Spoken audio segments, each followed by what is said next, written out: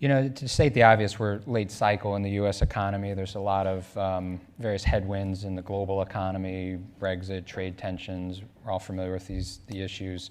You've been running Live Nation for a number of years. You went through the last major recession in 08, 09. Can you talk a little bit about how your business behaves and performs during recessions?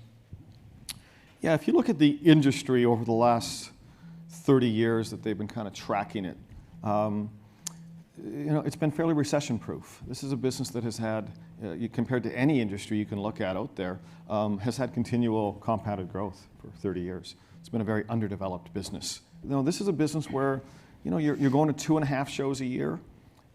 They tend to be, as we know from the experience economy, ranked right up there in the most important things I want to do this year.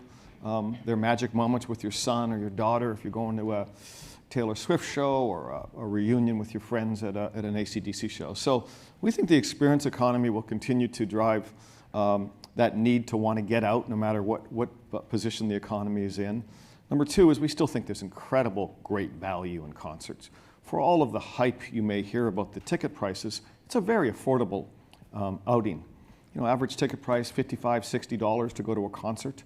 So it's very affordable. We know from the secondary market, lots of demand out there. So we know that $10 billion in secondary being spent says consumers still are going to go, and we're wildly underpriced the business.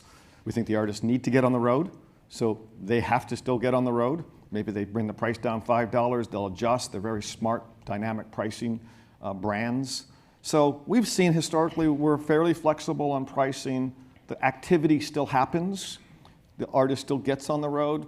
We can on the fly adjust pricing, whether we think a P1 needs to be 110 or 98. That's very flexible, artist by artist, tour by tour, to make the math work. So I think you got a flexible economy, high consumer demand, lots of pricing opportunity left. We're not overly worried that if there is a pullback, that it'll have much impact on the overall global business. And I would say number two is being global has been our great strength. We're very diverse. So if one market maybe is having a rougher time, other markets are not, and we tend to be able to balance out on a global basis over the last 15 plus years.